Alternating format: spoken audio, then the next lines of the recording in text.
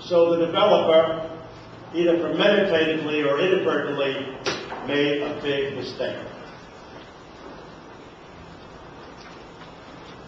The foundation is being poured, but as the excavation was developing, it constantly filled up with water.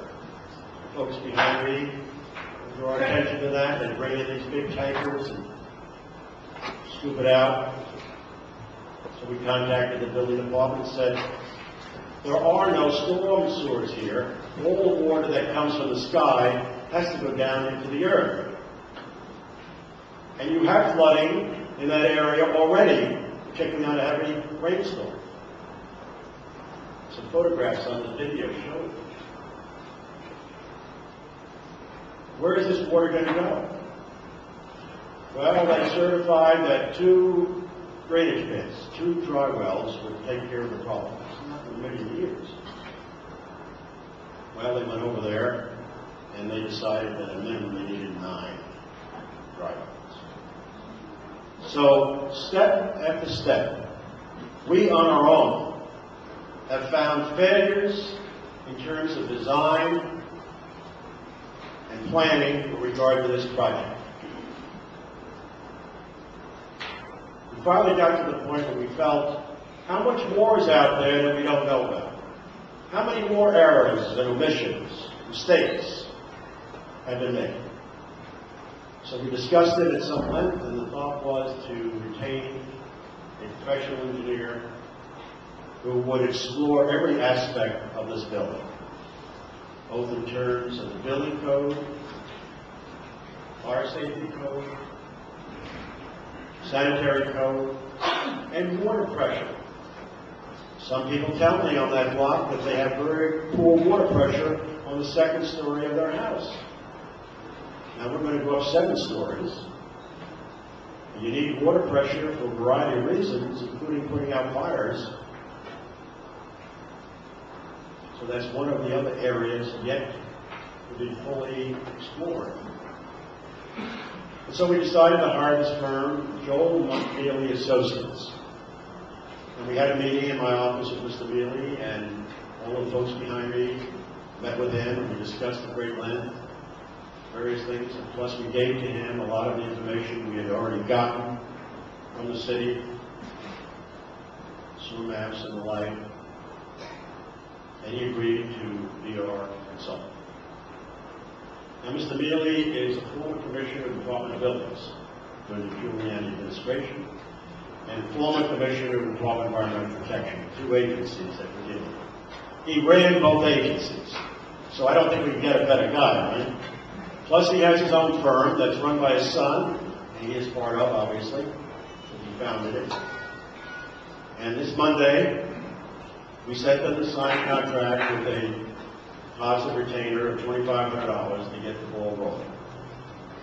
The estimated cost for the work that they will be doing is around $7,500, maybe a little more depending upon what they find in the process of doing their work. So we're collecting that money, and I'm pleased to tell you that my colleague Mark Weapon has volunteered $1,000 to that cost. Thank you for that.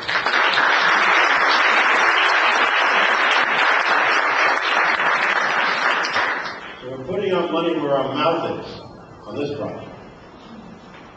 We feel that if we can come up with enough problems, by the way, digging up that street that you have to do and replacing the sewer line is estimated to be $300,000. We're already costing them a lot of money.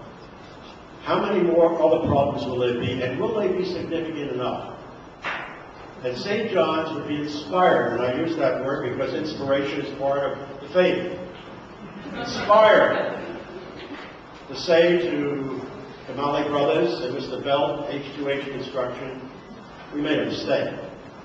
We can't build this building, at least not the way we think we should, and we're backing out. We have no other avenue that we think would be as fruitful. The zoning under the provision in the zoning resolution allowing for a community facility allows, unfortunately, a dormitory to be built. And even if that's changed, it wouldn't be retroactive. So what we're going after this whole project is on the building itself and its impact on the community. We've also asked the City of New York Department of Traffic to do a traffic study. And I went to the mayor's office on this and I said, I wrote them back in October and I haven't got an answer. I wanted them to do a traffic study to demonstrate what we already know. It's going to be a mess. It's a mess now. It's going to be a double mess. So we're keeping them in the loop, trying to get as much out of the city as we can. I got a call this afternoon that the bishop's representative will be here, Vicar Maloney. Unfortunately, he couldn't. But I will tell you that we've had conversations with the diocese. They've tried to be helpful. They have met with President Harrington. Unfortunately, some of you may know this, some of you may not, the diocese has no direct control over any university, Catholic or otherwise. Their only connection is in the area of theology. So the bishop can't tell the president of St. John's what to do about anything, or Fordham, or anybody else, any other Catholic university. And that's just the way it is.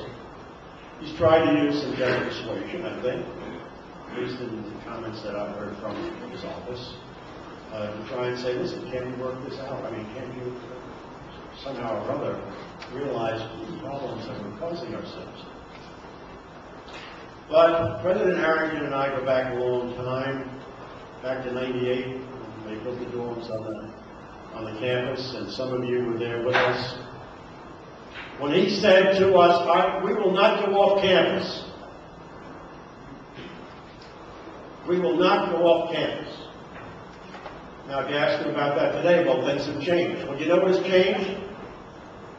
I read in the paper just the other day, St. John's has gone through a massive recruitment. They are reaching out internationally. They have 35,000 applications for this coming year, according to the paper.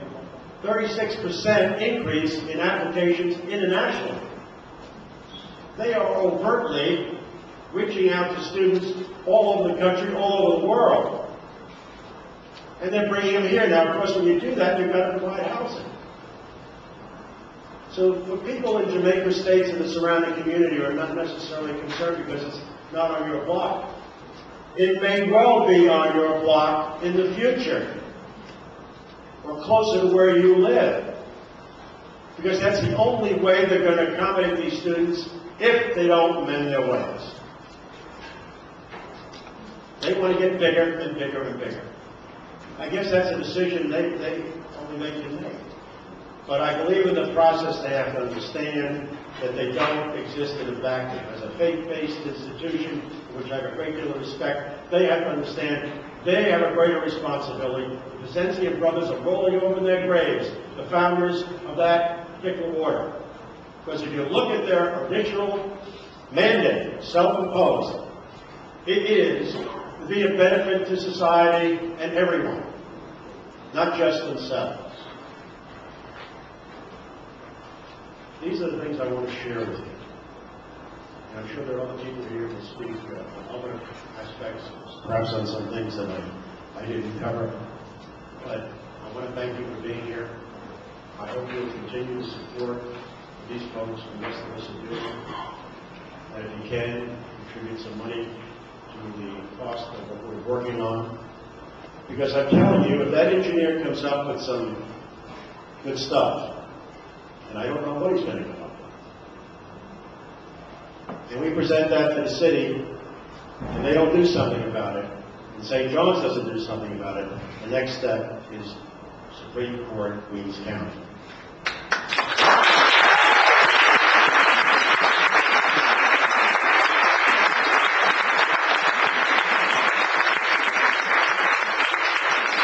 We need you with us for the long haul. Thank you very much.